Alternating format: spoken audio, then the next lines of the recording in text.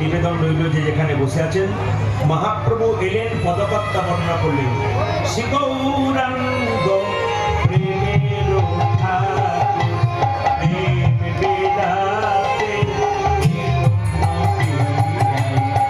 শ্রী গৌরাঙ্গ প্রেমের ঠাকুর, প্রেম বিলাতে এলো রে।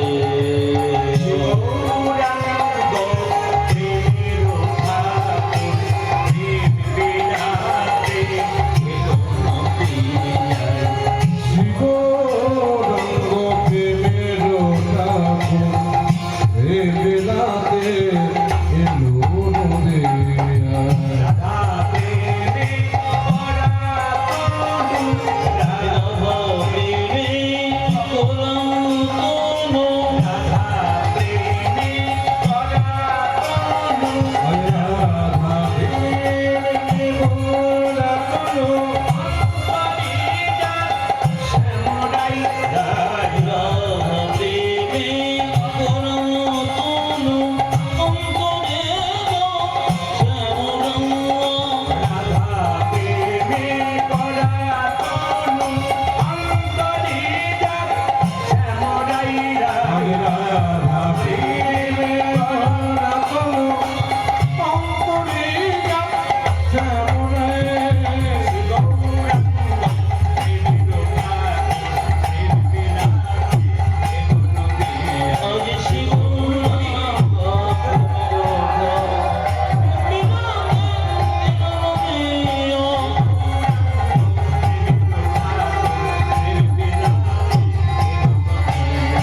শ্রী গৌরাঙ্গ শ্রী গৌরাঙ্গ প্রেমের ঠাকুর, প্রেম বিলাতে এলো রে।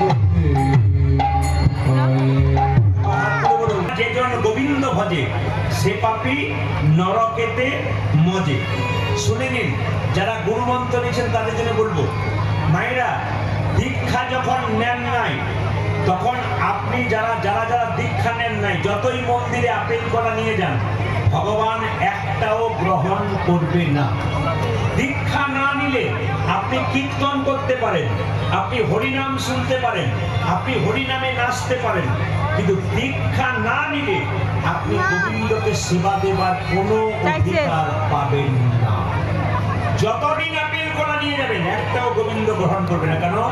অদীক্ষিতের হাতে ভগবান কোনো মতেই সেবা গ্রহণ করবে না। খুব মাথায় রাখবেন, অদীক্ষিতের হাতে কিন্তু সেবা গ্রহণ করবে না। এইবার বলে দিই, যারা দীক্ষা নিয়েছেন, যে আসনে বসে দীক্ষা মন্ত্র জপ করেন, কবার করতে হয় দীক্ষা মন্ত্র? 3 বার করতে হয়, সকাল দুপুর সন্ধ্যে। যদি কেউ না পারেন 2 বার করবেন, যদি কারো খুব চাপ থাকে তবু 1 বারও করবেন। 3 বার নিয়ম। একবার সকালবেলায় ঘুম থেকে উঠে যদি আপনি স্নান করে করতে পারেন তা ভালো, আর যদি কারো অসুস্থতা থাকে তাহলে বিছানাতে শুয়ে শুয়েই করতে পারেন। বলবেন বিছানাতে শুয়ে গুরুমন্ত্র ভজন করা যায়? হ্যাঁ, মহাপ্রভু বলেছেন খাইতে শুইতে যথা তথা।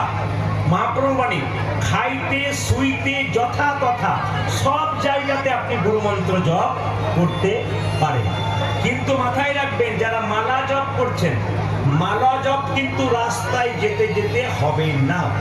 জপের মালা নিয়েছেন কিন্তু রাস্তায় যেতে যেতে জপ করছেন তা হবে না। কারণ কুর্ম পুরাণ বলেছে যে পথে চলিতে চলিতে, কথা বলিতে বলিতে, ওপর দিকে তাকাইতে তাকাইতে জপ করা যাইবে না।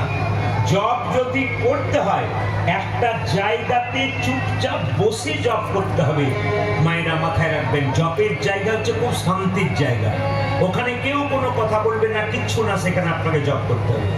যে আসনের উপরে আপনি মন্ত্র জপ করবেন, গুরুমন্ত্র জপ, মন্ত্র জপ হয়ে গেলে আসনটা তুলে যেখানে আসনটা রেখেছিলেন সেই জায়গায় একটু জল দিয়ে দেবেন। কেন বলুন তো? না, সেই জলটা নিয়ে চোখে মুখে লাগিয়ে হরে কৃষ্ণ মহামন্ত্র বলবেন। তাহলে যে জপটা করলেন ওটা কেউ চুরি করতে পারবে না, ইন্দ্রদেব চুরি করে নিতে পারে। যাতে চুরি করতে না পারে তাতে এই কাজটা আগামীকাল থেকে আপনারা করবেন। যারা জানেন যে আসনে বসে জপ করবেন, আসনটা জপ হওয়ার পর তুললেন, যেখানে আসনটা ছিল সেখানে জল ঢেলে দিলেন, সামান্য জল। সেই জলটা চোখে মুখে নিয়ে হরে কৃষ্ণ মহামন্ত্র বলে গাছ প্রণাম করে আপনি সেখান থেকে উঠবেন। খুব মাথায় রাখবেন মায়েরা, গুরু কিন্তু যাকে তাকে করা যাবে না, গুরুকে জ্ঞানী হতে হবে। আপনি চিরকুন্ডাতে ধরুন কিংবা আপনাদের এই সুন্দরনগরে একজন গুরুদেব এসছে, আপনি 10 জন গুরুমন্ত্র নিচ্ছেন দেখে আপনি ছুটে গেলেন, তা নয়। ডাক্তার দেখাবেন, বিচার করবেন ডাক্তার কেমন। ভালো ডাক্তার হলে রোগ সারাবে, আর খারাপ ডাক্তার হলে রোগ বাড়াবে। ঠিক সেরকম গুরু যদি ভালো হয় আপনার জীবন সুন্দর হবে, আর গুরু যদি মন্দ হয় আপনার জীবন নরকে পর্যবসিত হবে।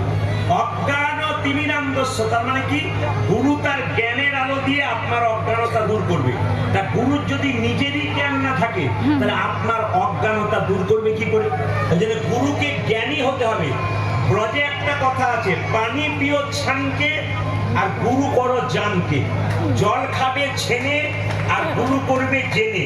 যাকে তাকে গুরু করা যাবে না। রামকৃষ্ণ দেব বলছে এই জগতে দু রকমের গুরু আছে, একটা কাঁচা একটা পাকা। কাঁচা গুরুকে মন্ত্র দেবার আগে চুক্তি করেছে, আমার কাছে মন্ত্র দিবি, 500 টাকা, 1 বস্তা চাল, 2টো সোনার জিনিস দিবি। ওই যে নিল, থলেতে ভরলো, বাড়ি গেল, আপনার বাড়ির দিকে মুখ করলো না। ইনি হচ্ছেন কাঁচা গুরু। পাকা গুরুকে মন্ত্র দেবার আগে চুক্তি